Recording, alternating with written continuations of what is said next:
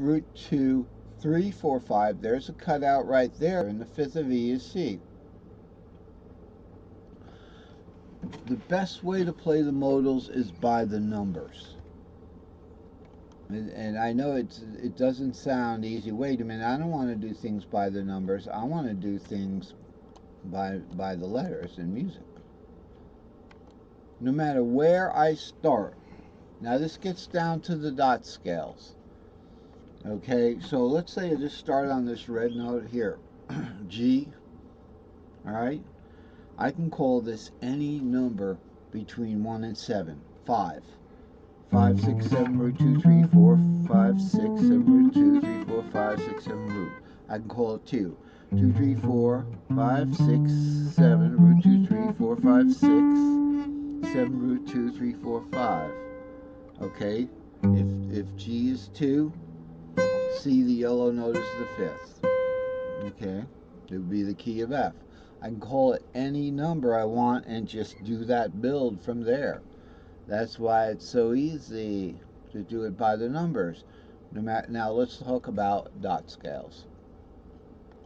So that would be today's chart, not last time's chart. We're going to talk about dot scales. Any note, for instance, that G note that we were just looking at. G note is a dot on the G note. Any note has a dot scale. The way to find the dot scale is you just go 2 whole steps down. So if, just like your tuning is on an E here, 2 whole steps down is the C. Is there a relation there? Yeah, 2 whole steps relation. The C major scale. C, D, E, F, G, A, B, C. But now let's look at it on the piano. Here's your E. I'm going to put octave on it so that we can hear it good.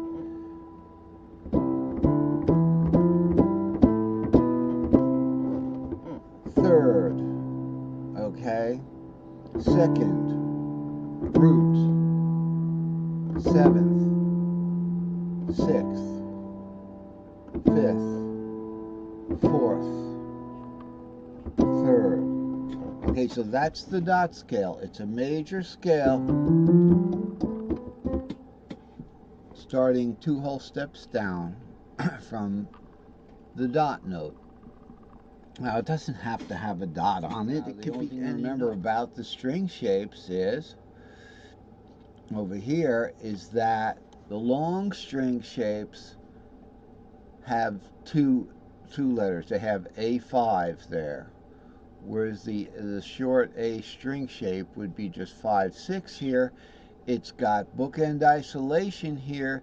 The A would actually be here, but it's not shown. It's just understood. It's just understood, but this is the A string shape right here. Okay, that's the A string shape bookend isolation from the other string shapes, or black note isolation. There's the short A string shape, and that is the short A string shape, folks, because these letters, which just labels, are not in the scale. So here's your 12 keys, and by the way, dot scale, the major scale, the modals are here. All right, and these 5, the major pen scale on 2, it is blah blah blah. What it really is, you know, some little. Do a major pen scale on the second. Okay, so here's major pen scale on the second would be this. Okay, those are the keys of the other 5 keys. So we've got 7 plus 5 is 12. That's all that is, and that's our big long pattern set there. So we talked a little bit about dot scales. We talked a little bit more about the 12 key set. These are the short string shapes. If we start on, if this is say 7, okay, so let's look at your E. Okay, so this is the root, so this would be the 7. 7, root 2, 3, 4, 5, 6, 7, root 2, 3, 4. Then warp up 5, 6, 7, root 2. E. About on string intervals, the shorts are like a whole step away. The longs are the only ones that are half step away. Root 2, 3, 4, 5, 6, 7, root 2.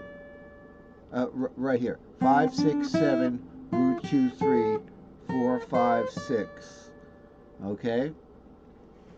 So if C is the fifth, we're in the key of F there. Let's find that F. 5, 6, 7, root, right there. See, they're a half step away, on string.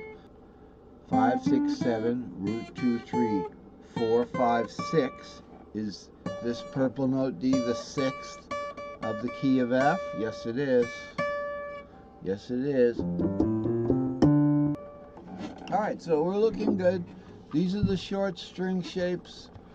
I think we've got what we need here, and again in the circle of fifths in string shapes, they go up on the string shapes, so the labels become important here. Here's C, the fifth of C is G, the fifth of G is D. See how the string shapes go up in fifths and down in fourths. And by the way, with the P5 instrument, with the cello fiddle, it's the opposite. Everything's the mirror image. We'll get back into that stuff. I bought a 5-string fiddle, and I'm putting off learning that. Making the grid for it, which is a lot of measurement with the ruler and everything like that. So we've got no worries. It's just all one continuous thing. With the caged, we were just talking about the short boxes. And I want to show you that when I'm playing, usually playing some kind of a melody or something. I don't know if you get something going here.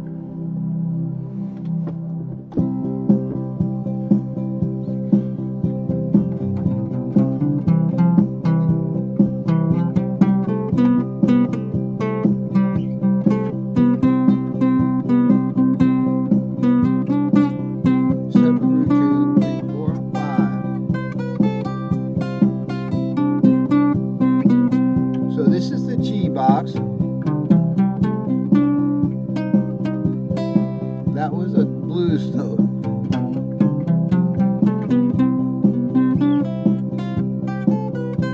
So G this way goes to A, right? Sometimes I'll just do the pentatonic.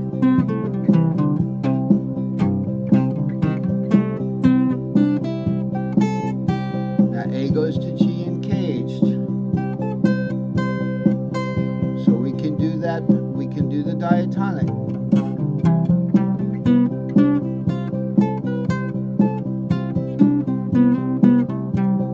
And when you want to do your melody, you just work that melody in.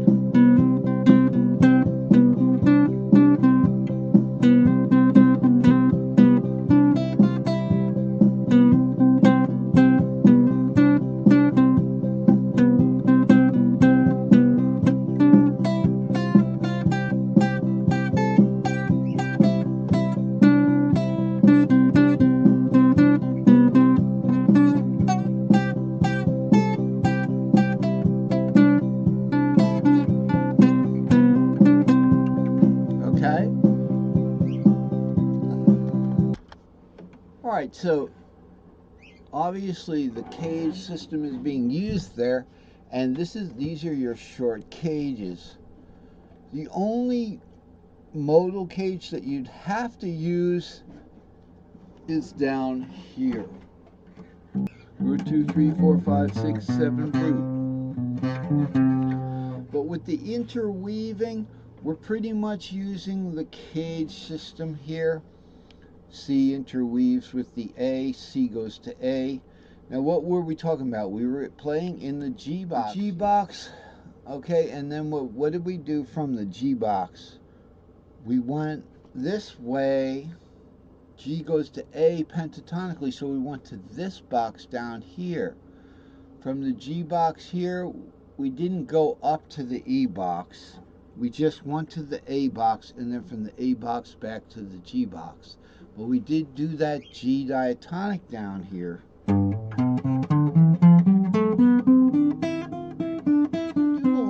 patterns from anywhere. You can start them from anywhere.